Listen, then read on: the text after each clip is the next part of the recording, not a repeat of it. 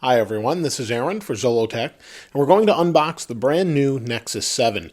Last year Google released the Nexus 7, and this is their follow-up product, and it has some pretty impressive specs, and it's only $229, and there's a 16 gigabyte model, and then there's a $269 32 gigabyte model. This is actually the 16 gigabyte.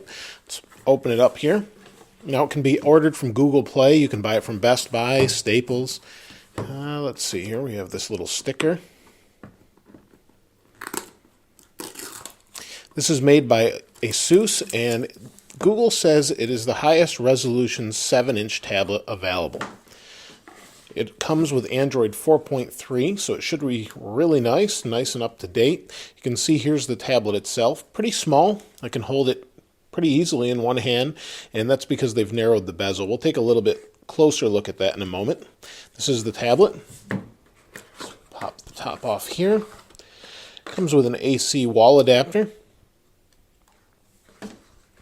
And then we have Nexus 7, warranty and safety, kind of a quick how-to guide. To turn it on, press and hold for a few seconds. You can see it says it has NFC in the back, which is nice for wireless charging or using NFC.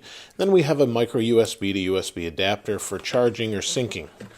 So we'll set the box aside and take a look at the tablet. They've wrapped it just like Apple wraps their devices with this kind of clear cellophane type material. Now, in tradition with the first Nexus tablet, it has a rubberized back, super thin. You can see it's pretty impressively thin. And then we have our power button here, volume, looks like maybe a microphone right here. On the back, we have a 5 megapixel rear-facing camera that records 1080p video. And then on the front, we have a 1.2 megapixel front-facing camera. So that's pretty nice. They've added the rear camera on this one. You can see it's not centered, though. I'm not sure if you can see that, but it's not centered. It's over here. And then the display itself is really the most impressive part. It's a 720, actually, it's a 1080p 1920 by 1200 HD display. It actually has 323 pixels per inch in a 7-inch piece of display or glass, and it has Corning Gorilla Glass on it.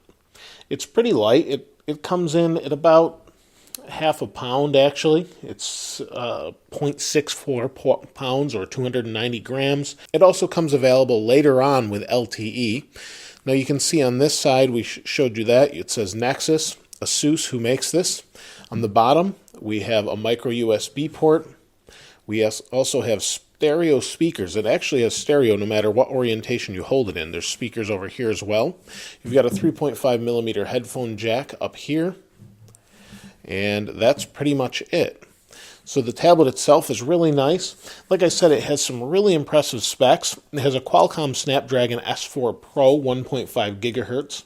It also has an Adreno 320 GPU with 400 megahertz. This is clock speed. It has dual band Wi-Fi, A, B, G, and N.